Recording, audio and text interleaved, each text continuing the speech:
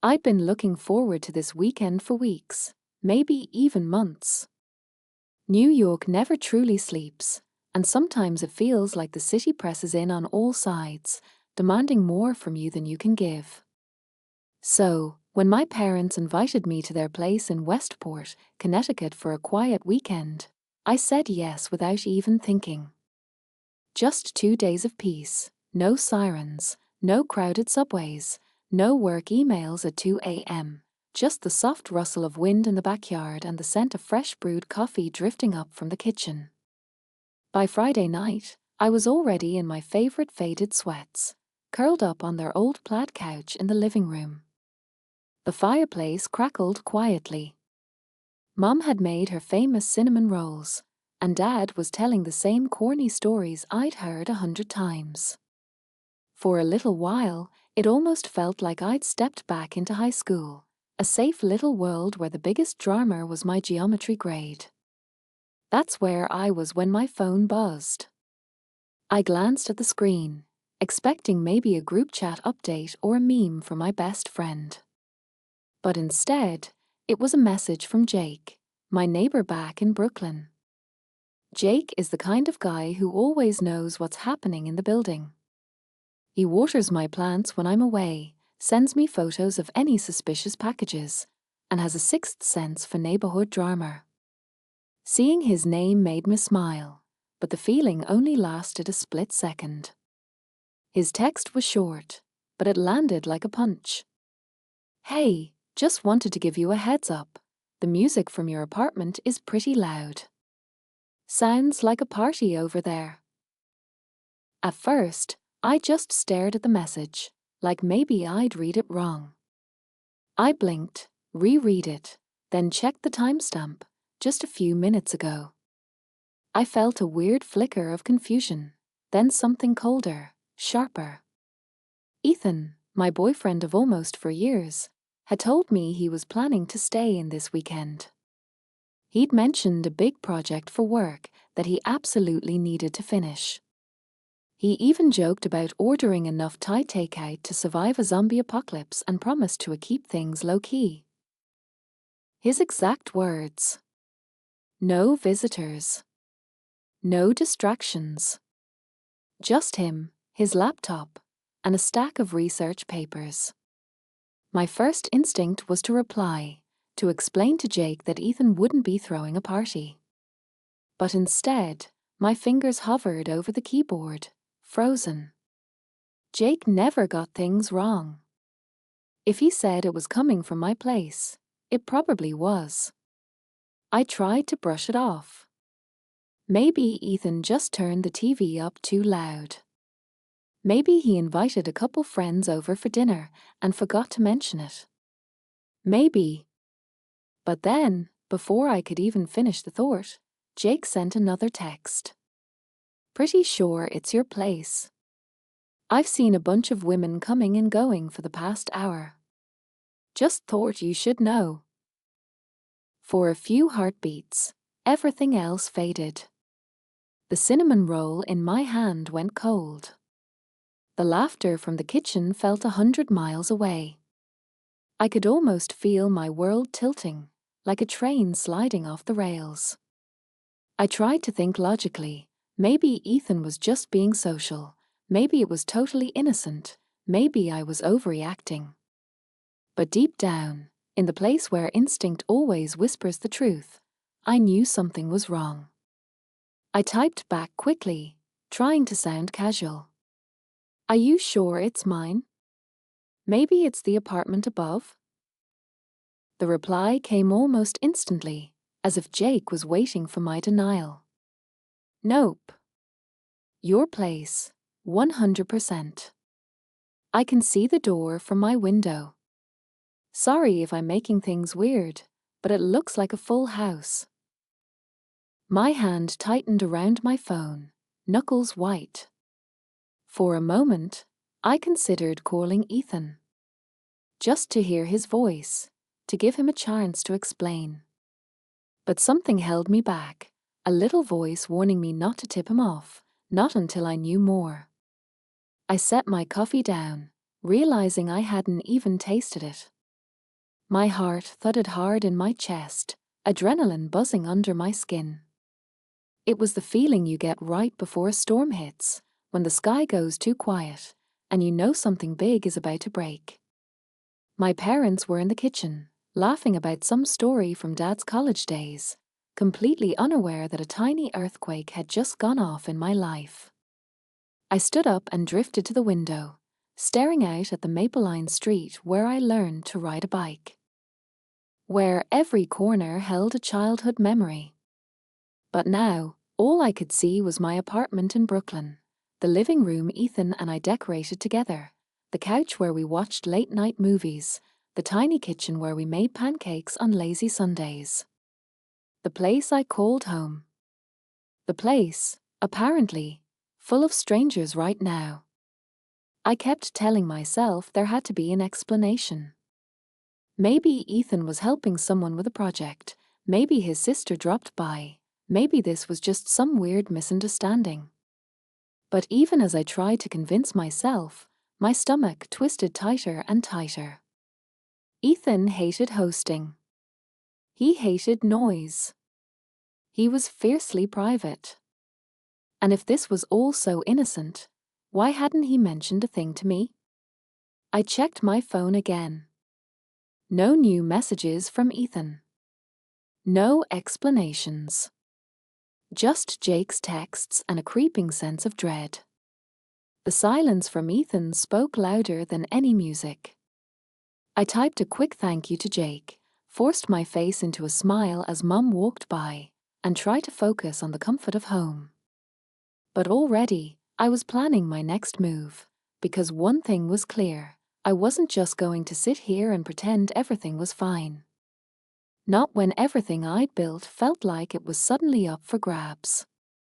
And with every second that passed, the knot in my stomach pulled tighter, whispering a truth I didn't want to face. I forced myself to sit at the dinner table, hands folded neatly in my lap as my parents chatted about weekend plans. My mind felt like a spinning top, always returning to Jake's message, trying to puzzle it apart and piece it back together in a way that didn't hurt. I watched my mom fuss with the salad tongs, her familiar movements comforting and predictable, so different from the chaos churning inside me. I kept waiting for a message from Ethan. Maybe a quick "I miss you" or an innocent selfie with takeout. But my phone stayed stubbornly silent, screen black except for the occasional group chat ping or a weather alert about Sunday rain. After dinner, we gathered in the den to watch some old comedy show Dad loved. He sat in his recliner, chuckling at jokes he'd probably heard since the 90s, while Mom crocheted a scarf for her friend's granddaughter. I curled up in the corner, legs tucked beneath me, pretending to scroll aimlessly on my phone. In reality, I was staring at photos of Ethan and me from happier days, summer at the beach, a blurry selfie at Coney Island, Ethan grinning with chocolate ice cream smeared across his nose. I tried to conjure that Ethan, the one who wrote me silly notes, who bought me flowers on Tuesdays just because he liked the way they looked on the table. I wanted so badly to believe he couldn't do anything that would hurt me. But memory kept colliding with doubt, each wave of hope crashing against the jagged rocks of what Jake had said. I must have checked Ethan's text thread a dozen times that night, rereading our last exchange from earlier that day. Me, good luck with the project. Don't work too hard, okay? Ethan, I promise. Going to order Thai and stay in my sweats all weekend. Miss you already. There were no missed calls. No little dots of someone typing. Just silence. For a while, I even convinced myself I should call him. Just to check in. Just to hear his voice. But every time I reached for the phone, I hesitated. What if he could tell from my voice that something was wrong? What if he asked why I sounded distant, and I couldn't keep the suspicion out of my tone? Instead, I watched the sitcom with my parents, laughed at all the right places, and tried to keep the tremor out of my hands as I drank my tea. The longer the night went on, the more the tension inside me coiled tight, a snake winding up for a strike. I thought about what I'd do if it turned out to be nothing, a misunderstanding, a prank, a weird coincidence. I wanted so desperately to be wrong. But the feeling in my gut wouldn't let me rest. After the show ended, Mom headed off to bed, hugging me goodnight, her lavender perfume lingering on my sleeve. Dad lingered in the kitchen, putting away leftovers. I sat at the table, staring into my empty mug, listening to the clock tick on the wall. Eventually, Dad poked his head in. "You okay, honey?" I pasted on my best smile. "Yeah, just tired. I might run into town for a little bit. I forgot to grab some stuff at the store." He nodded, unfazed. "Be careful, okay? Love you." "Love you too, Dad." I went upstairs, shut the bedroom door, and stared at my reflection in the mirror. I looked the same hazel eyes, same nervous habit of chewing my lower lip, but something behind my eyes had changed. A resolve, maybe. Or maybe just a refusal to be blindsided. I packed my overnight bag, tossing my things in quietly so the zippers wouldn't give me away. I scribbled a quick note and left it on my pillow, just in case my parents woke before I got back. Had to run back to the city for a bit. Everything's fine. Love you. The drive from Westport to Brooklyn should have felt familiar. Wide roads, dark trees, the occasional pair of headlights cresting a hill. But tonight, every mile felt surreal, like I was driving through someone else's dream. The radio played soft indie ballads, but I barely heard them. I replayed Jake's words, over and over, overlaying them with every tiny moment I'd ignored with Ethan. The times he turned his phone face down at dinner, the unexplained late nights, the way he'd started locking his computer whenever I walked by. I kept telling myself I was imagining things.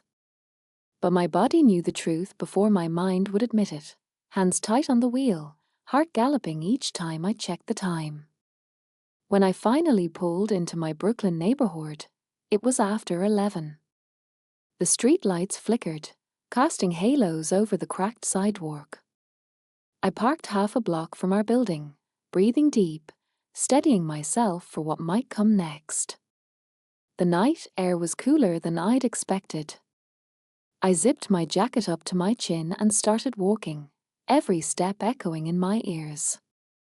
I tried to convince myself this was just a bad dream, that I'd climb the stairs and find Ethan hunched over his laptop, headphones in, annoyed at the noise complaints. But as I drew closer to the building, I could already hear it, the faint, insistent pulse of music, laughter drifting out into the quiet street. My pace slowed, heart pounding in my ears. I wasn't ready, but I couldn't turn back now. Standing at the corner near my apartment building, I felt a strange sense of dislocation, as if I were watching a movie of someone else's life. The familiar brickwork, the fire escape, the blinking bodega sign across the street, these were my anchors to normalcy, but tonight everything felt warped. From my vantage point, I could see our second-floor window, light spilling out, the faintest shimmer of moving shadows against the blinds. The music was louder now, even from outside, an upbeat pop track, with laughter rising above it in waves. I crept closer, sticking to the shadows, my sneakers muffled by the late-night quiet. My heart thudded so loudly I was sure someone inside could hear it.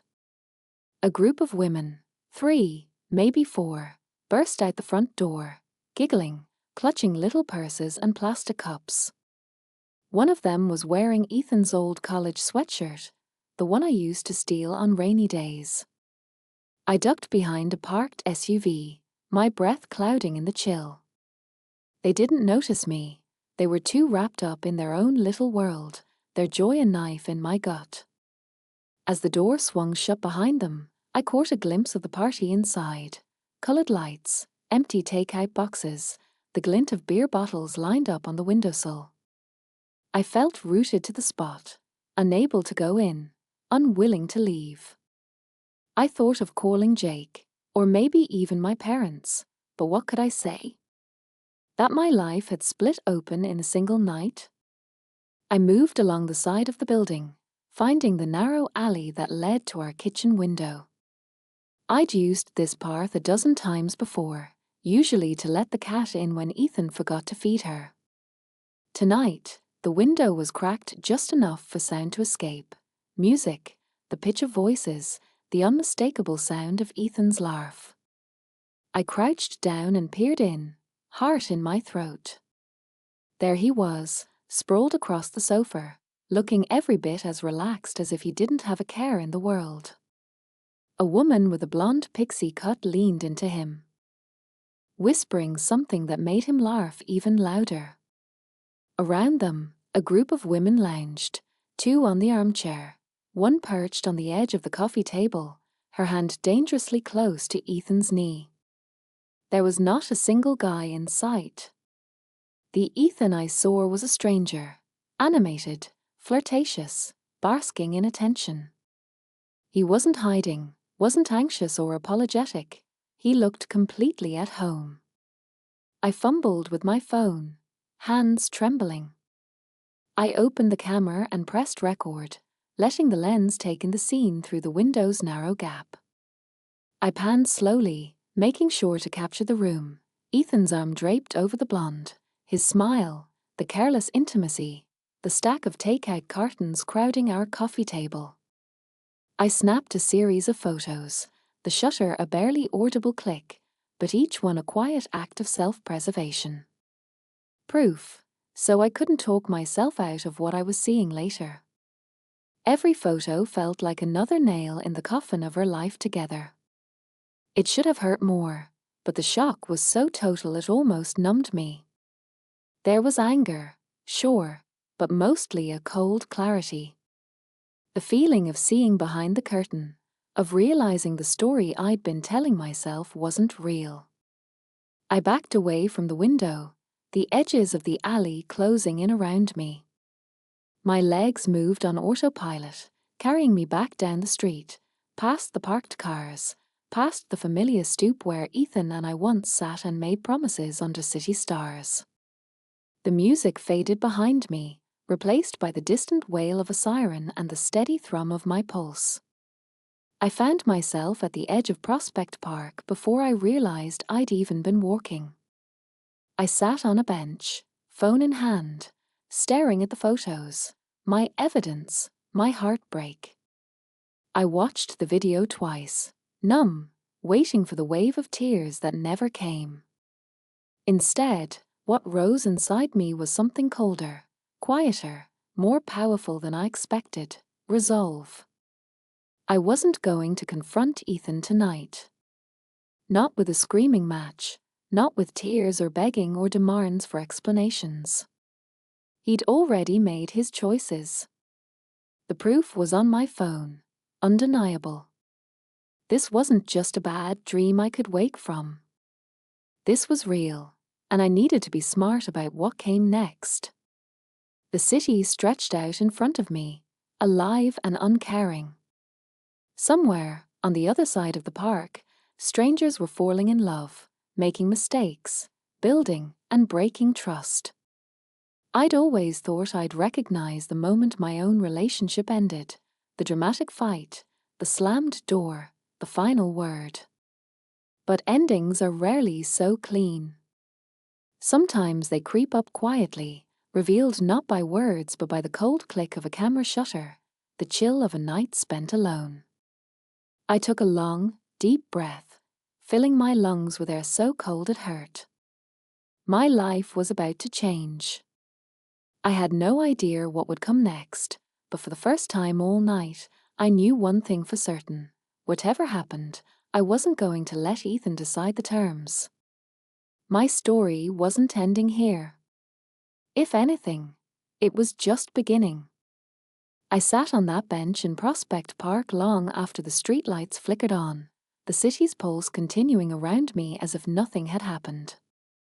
A group of teenagers darted past, tossing a frisbee in the dark, their laughter distant but warm. Somewhere, a couple strolled hand in hand, lost in their own world.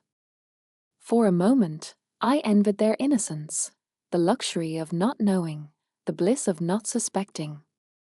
But that wasn't my world anymore. I stared at my phone, replaying the video once more, the same slow ache working its way through my chest. Then, almost without thinking, I started a group chat with two of my oldest friends, Ava and Lauren, the kind who knew me better than anyone and, more importantly, who I could trust to keep things private. My fingers hesitated above the keys, wondering how to even begin. I need you both. Can you meet me tomorrow morning? It's serious. Ava replied in less than a minute. Name the time and place. Lauren sent a string of heart emojis. No questions, no judgment. Just the kind of support you only understand when your world is falling apart. The next steps came to me with a strange, almost clinical clarity. I'd always thought that if I were ever betrayed, I'd lose my mind, yell, cry, break something. But what came over me now was cold, methodical. Maybe it was shock, or maybe it was survival. First, I made a call to a local locksmith I found with a quick search, explaining exactly what I needed, new locks, and soon. Can you come Monday, around noon? I asked, my voice surprisingly steady. Of course. I'll text you when I'm on my way, the man replied. No questions, just a business transaction. I ended the call, feeling a small rush of satisfaction. One thing taken care of. Second, I started an email to my cousin Mason. He worked at the same architecture firm as Ethan, and, as luck would have it, had just been promoted to team leader over Ethan's department. I knew Mason wouldn't gossip, but he also wouldn't look the other way if I handed him the truth. I attached two of the clearest videos, included a simple message. You deserve to know what's happening. Sorry to put you in this position. I hit send, feeling a strange kind of peace settle over me. Ethan had told Mason he was working overtime all weekend on a big client pitch, swearing that he couldn't be disturbed. I didn't need to say more, the images spoke for themselves. The third step was the hardest. I scrolled through my camera roll, picking out the most damning photos, the ones where Ethan was grinning, arm draped across the blonde woman's shoulders, the party swirling around him like nothing could ever go wrong. I sent them, quietly, to Ava and Lauren. I included a single line. It's over. Ava called immediately. I'm coming over, she said, voice brimming with the kind of anger only a best friend can summon on your behalf. Don't do anything until I get there. Lauren texted. We love you. You're not alone in this.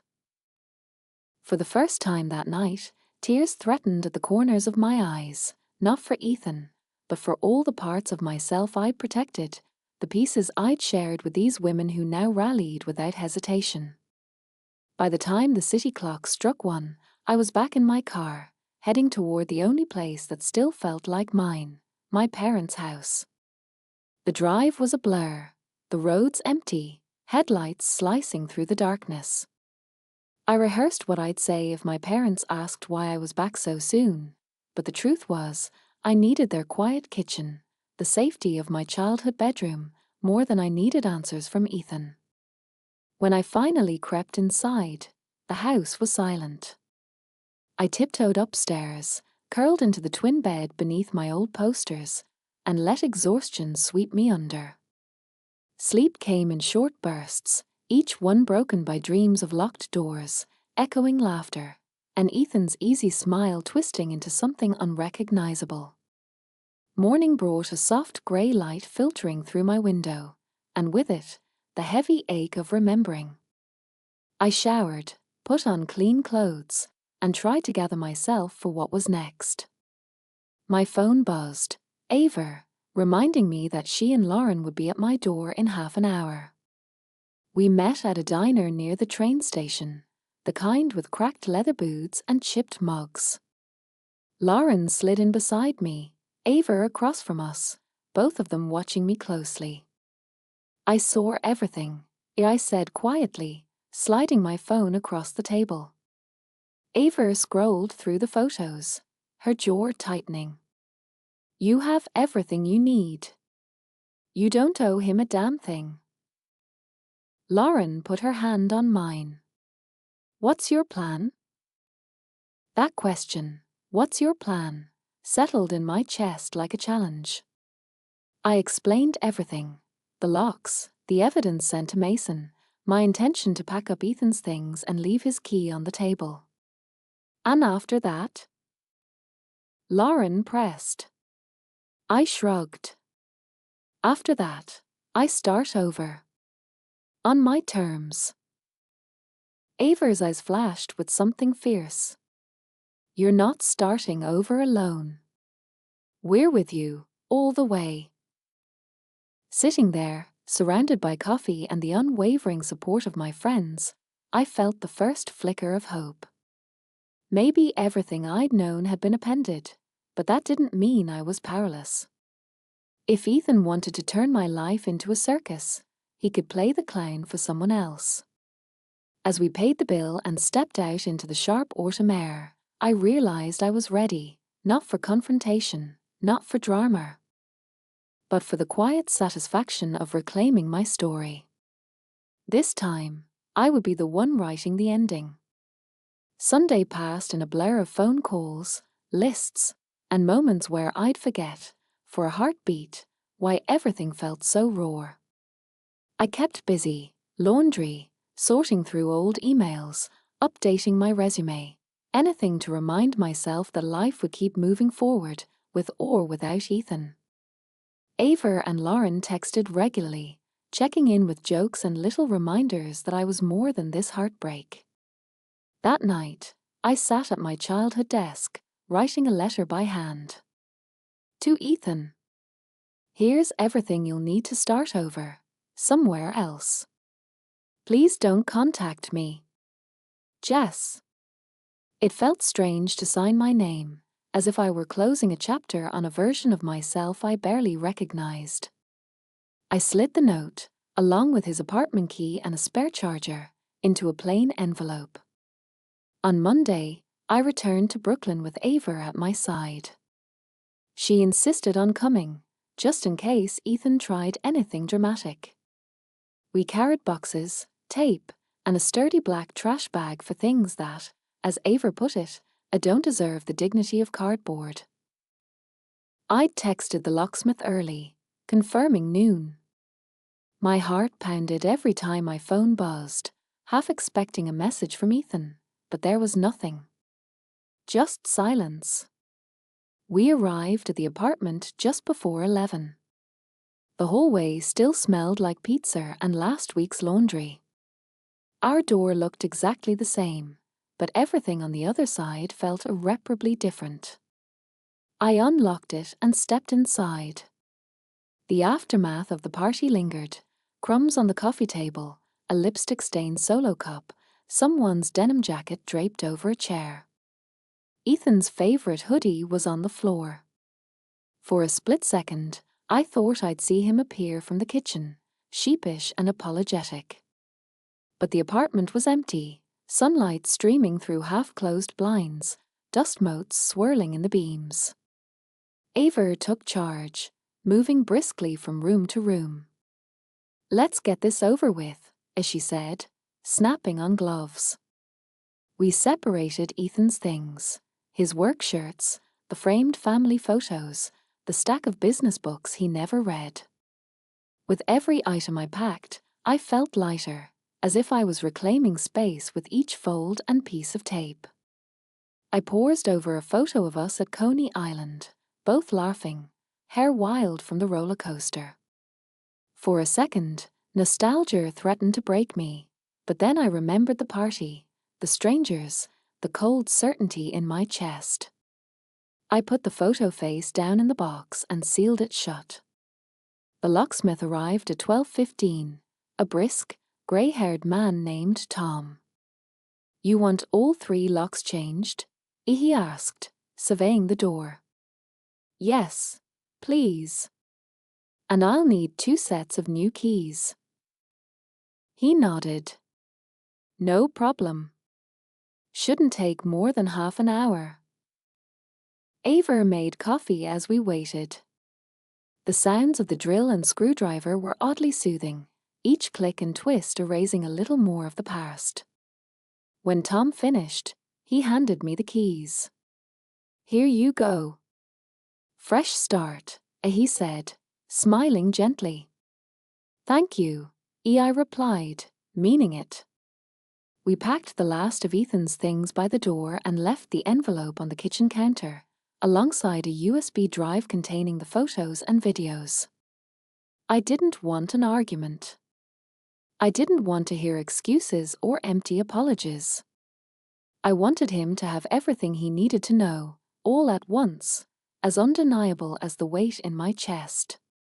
We stood in the hallway, ready to leave, when I heard footsteps on the stairs.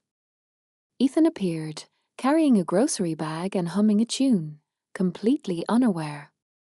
When he saw us, he stopped cold, confusion flickering across his face. "Jess? What are you doing here? Why Xavier?" I held up my hand, silencing him. "Everything you need is on the table. And the locks have been changed." He stared at me, trying to process. "Wait, what?" "Jess, can we talk?" Ava shifted beside me, protective. "There's nothing to say," I replied. "You made your choices. Now I'm making mine." He looked at the boxes, at the envelope, realization dawning. "You went through my stuff?" "No. I went through our stuff. It's not ours anymore." For a moment, he looked like he might argue, or cry, or beg. But the words caught in his throat. He stepped forward, then stopped, hands at his sides. I can explain," he stammered. I shook my head. "No, you can't. And I don't want you to try." His shoulders slumped. He glanced at Ava, who stared him down like a lioness. There was a long silence. Finally, he reached for the boxes. "I'll be gone by tonight," he said quietly, voice smaller than I'd ever heard. I nodded, not trusting myself to speak. Ava touched my arm, and together we walked out into the hallway, the new keys clutched tight in my hand. As the door closed behind me, I felt the first real breath of relief in days. Outside, the city buzzed as always. Cabs honked, pigeons strutted, life went on. I stood on the stoop, face tilted toward the sun, and felt the weight begin to lift. Ava hugged me hard. "You did it," as she whispered. For the first time, I believed her. By the time Ava and I left the apartment, it was nearly 2 in the afternoon. The sun was high, but the city felt different, every street corner sharper, every sound more distinct, as if I'd stepped into a world that demanded more attention. We walked 3 blocks in silence, Ava matching her pace to mine. I could feel the ache in my chest, but also a strange kind of lightness, like I'd dropped a heavy bag I'd been carrying for too long. We ducked into a coffee shop on the corner. The place was half empty, all wood paneling and the smell of espresso, a safe little harbour from everything that had happened. We ordered iced lattes and split a blueberry muffin, neither of us saying much at first. When we finally found a quiet corner, Ava broke the silence. "How are you feeling?" she asked gently. I stared into my coffee, watching the ice cubes melt. Like I just finished a marathon I didn't know I'd entered. She smiled, pushing the muffin toward me.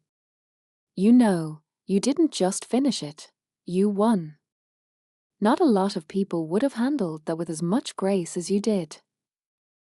I shrugged, unsure if it was true. I didn't feel very graceful. I felt like I was breaking in 1,000 different ways. "Maybe that's how grace really works," Eva said. "Letting things break, and then figuring out what's worth putting back together." Her words made something in me soften. I realized I'd been holding my breath for days, waiting for Ethan to text, for someone to wake me up from this nightmare, for the universe to explain why this was happening to me. But there were no easy answers. Only new beginnings. Ava's phone buzzed. She glanced at it, then grinned. "Lauren's coming. She says she's bringing snacks and revenge TV." I laughed for the first time in days. "Is that a genre now?" Ava snorted. "It is for us. You need at least 3 episodes of women triumphing over their exes before we let you go home." An hour later, Lauren swept in, arms full of Trader Joe's bags and a stack of DVDs. She hugged me so hard I almost toppled over. "I brought chocolate, ice cream, face masks, and that series you love about the woman who starts her own detective agency after her boyfriend dumps her." I blinked at her, overwhelmed by love. "You two are the best." Lauren shrugged, grinning. "We're just getting started. Tonight is all about you, healing, venting, and planning your future, not his." Back at my apartment, the 3 of us made a fortress of pillows and blankets on the living room floor.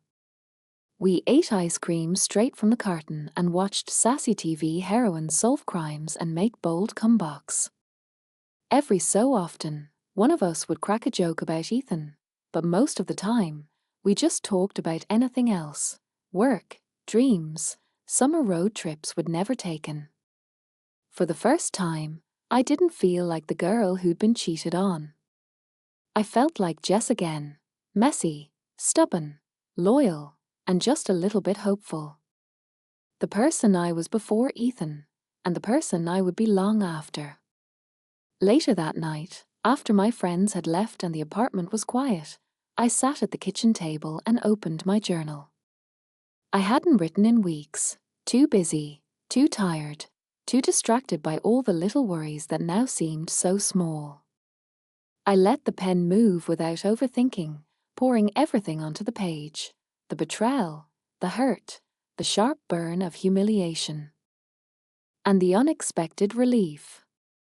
He lied, he hurt me, and I survived. Now I get to choose what comes next. I read the words back, surprised by their strength. A little notification pinged on my phone. An email from Mason. Subject: "Saw what you sent. Jess." I had no idea. "I'm sorry." For what it's worth, Ethan's already on leave and HR is getting involved.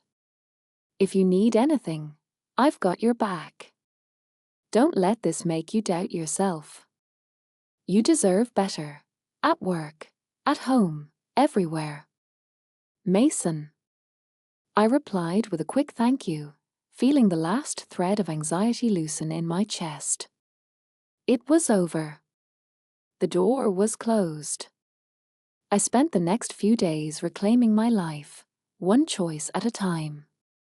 I went to yoga with Lauren, finally updated my LinkedIn, and cooked my favorite meals for myself instead of eating out of habit.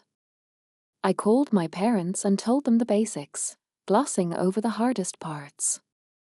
Mum cried, Dad said he was proud of me, and both promised I could come home any time.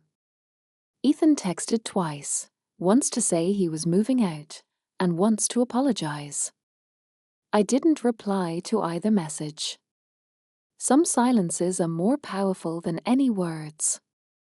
At the end of the week, I stood at the window, watching the city shimmer under the evening sky. Brooklyn looked new, like a place with possibilities instead of memories.